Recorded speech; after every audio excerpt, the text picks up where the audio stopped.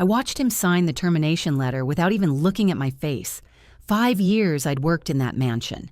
5 years of polished floors, gourmet meals, and absolute invisibility, and Marcus Ashford couldn't even remember my name.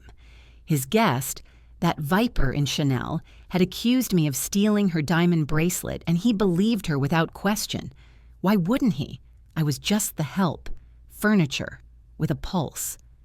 As I folded the letter into my apron pocket, I felt my children's faces flash through my mind, those beautiful, innocent faces that carried his eyes, his stubborn chin, his brilliant mind. He didn't know. He'd never known. That drunken night years ago when he stumbled into the kitchen, broken and human for once, had created 2 perfect souls I'd hidden in the guest house, raising them on love and silence. But now, as I stood to leave, I asked for one thing. May I stay until the children finish breakfast? His confusion was almost amusing. Then he saw them, saw himself in them, and everything he thought he knew shattered like the crystal he'd never noticed me cleaning. If you want to discover how a billionaire learned what truly matters, like and subscribe for stories that will break your heart and rebuild it stronger. My name is Elena Morales, though Marcus Ashford called me the Maid for 5 years. I learned early that invisibility was survival in his world. I arrived at the Ashford estate with nothing but a worn suitcase and a nursing degree I couldn't use after my immigration status complicated everything. The agency placed me here, in this palace of marble and mirrors, where I became a ghost in an apron. I memorized his routines like sacred text. Coffee at 6:47 a.m., black. 2 sugars he'd never admit to. Breakfast at 7, egg white omelet, wheat toast, financial reports arranged left to right by urgency. I learned which floorboards creaked, which curtains he preferred drawn, which rooms held memories he wanted dusted but never disturbed. His late wife's study remained untouched, a shrine to the only woman he'd ever loved. The other staff pitied me. He doesn't see people, they warned, only functions. They were right.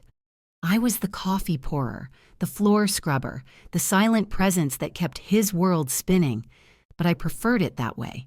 Invisibility protected my secret, the one sleeping in the guest house, the converted servant quarters he'd forgotten existed behind the rose garden. Every night I'd slip through the service entrance, cross the moonlit grounds and become myself again, mother, provider. The woman Marcus Ashford would never know. That distance kept us safe, until today when his world and mine collided and invisibility became impossible. 3 years ago, Marcus Ashford lost everything that mattered in a single day. The Beaumont merger, his masterpiece, his legacy, collapsed spectacularly. Billions evaporated. His business partner betrayed him. The media crucified him. I watched him that evening, standing in his study, a man who'd built empires reduced to human rubble. The staff left early, sensing the coming storm, but I stayed, as always, to ensure the house breathed even when its master couldn't. Near midnight, he stumbled into the kitchen, tie loosened, eyes haunted. He didn't see me at first, just grabbed the whiskey I'd left out, knowing he'd need it. Then he looked up, really looked. For the first time in 2 years, Marcus Ashford saw me. "What's your name?" he asked, voice raw. "Elena." We talked. About failure, loss, the weight of expectations. He wasn't a billionaire that night, just a man who'd forgotten how to be human. When he reached for my hand, I should have pulled away, should have remembered the distance that protected us both. Instead, I let myself be seen, be wanted, be more than the furniture. Dawn came too quickly.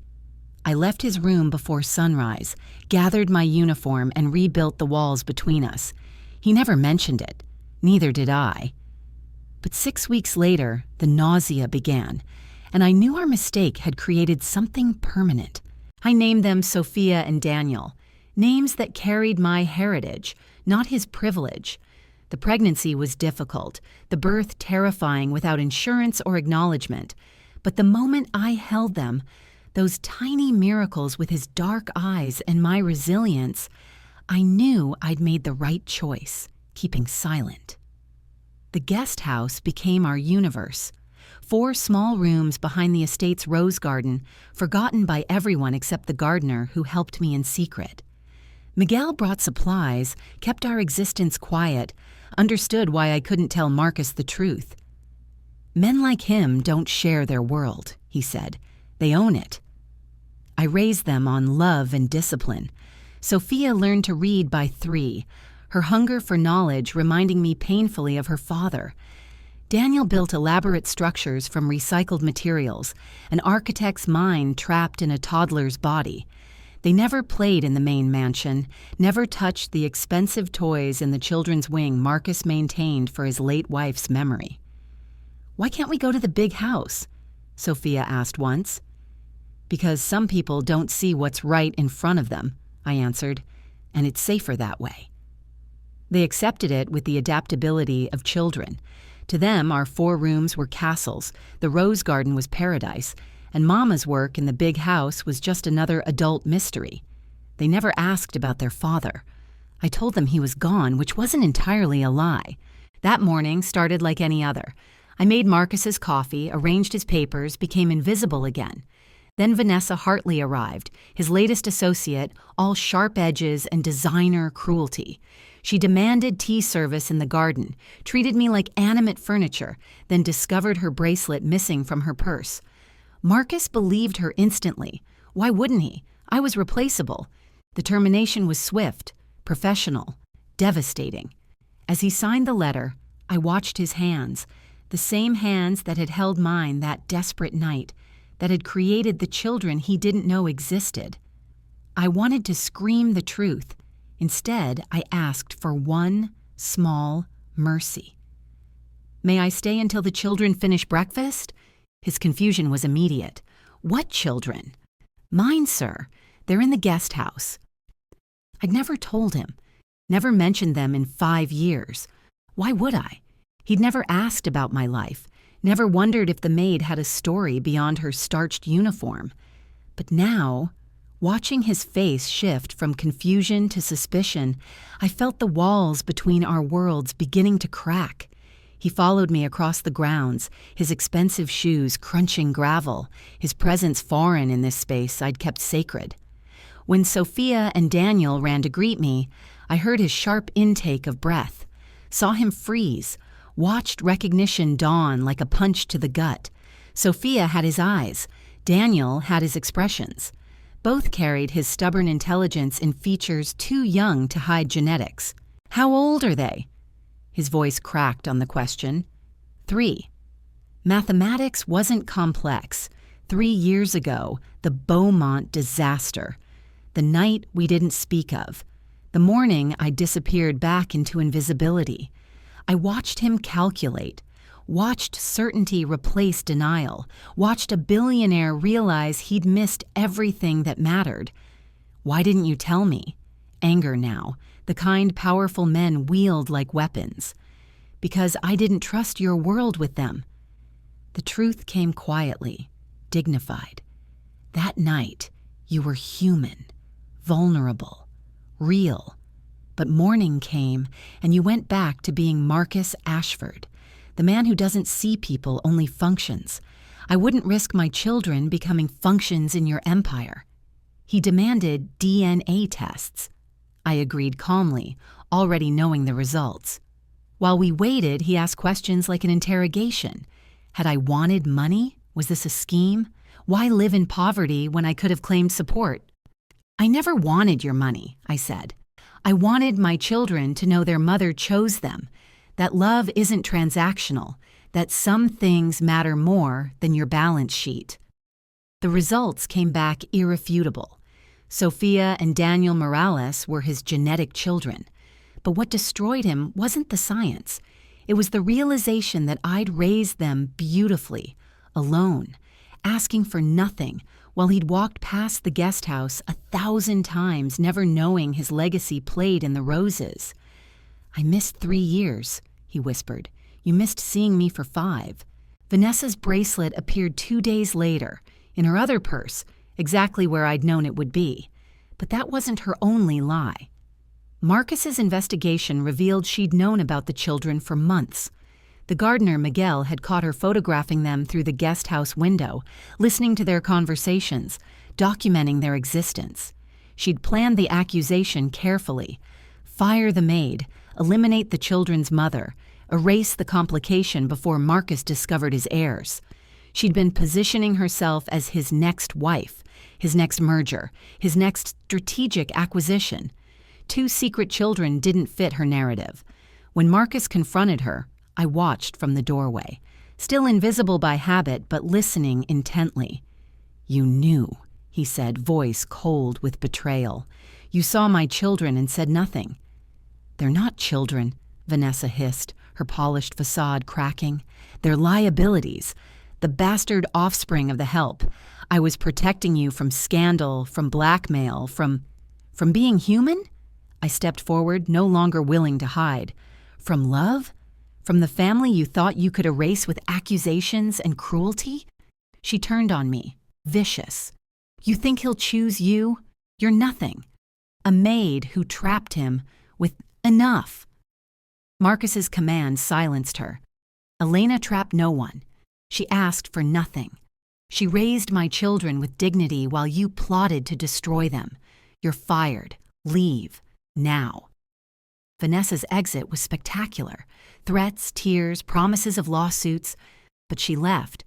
And in the silence that followed, Marcus turned to me with eyes that finally, truly saw.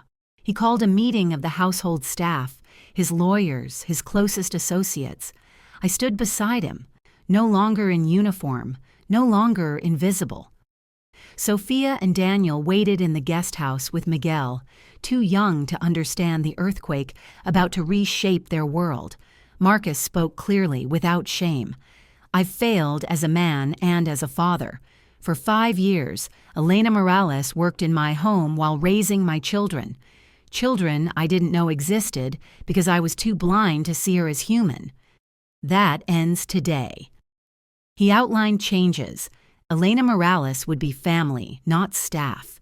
The guest house would be renovated into proper living quarters until we decided our future. Trust funds for Sophia and Daniel. Public acknowledgement of his children. Termination of anyone who spoke disrespectfully about us. Then he did something that shocked everyone. He walked to where I stood, and in front of lawyers and staff and witnesses, Marcus Ashford knelt. "I can't undo 5 years of invisibility," he said, "but I can promise to see you every day from now on, to honor your sacrifice, to learn from our children the love you've already taught them." I felt tears I'd forbidden for years. "Stand up, Marcus. We have a lot to figure out." "We do," he agreed, rising. "But I'm done solving problems alone." Later, he knelt again, this time in the rose garden, eye level with Sophia and Daniel, asking permission to be their father. 6 months later, the mansion sounds different. Laughter echoes through halls that once held only silence. Sophia's artwork decorates the sterile study. Daniel's block towers appear in impossible locations. Marcus steps on Legos and smiles about it. "We're not a conventional family. I still work. But now, as the estate manager, using my nursing degree to establish a healthcare initiative Marcus funds. He's learning fatherhood through patient trial and error, reading bedtime stories with the same intensity he once applied to merger documents. Some nights I find him in the rose garden, watching the guest house windows glow with warmth. "I walked past them 1,000 times, he says. "My own children. How did I not know?" "Because you weren't looking," I answer, "but you're looking now." Sophia asked last week why Daddy and I don't live in the same house yet. We're taking it slowly, rebuilding trust, redefining our relationship beyond that desperate night and its consequences. Maybe we'll become the love story Sophia imagines. Maybe we'll remain partners united by children and respect. Either way, we're choosing each other daily, deliberately. The other day, Marcus framed my termination letter. "To remember," he explained, "what I almost lost by not seeing what mattered." I smiled. "Some people clean your house. Others rebuild your soul." "You did both," he said, "and I'll spend the rest of my life being worthy of that gift." Our children played nearby, unaware they'd transformed a billionaire into a father, a mansion into a home, and invisibility into the most visible love I've ever known. Thank you for watching. This is Beyond the Scripted. Please subscribe, like, and share for more interesting stories.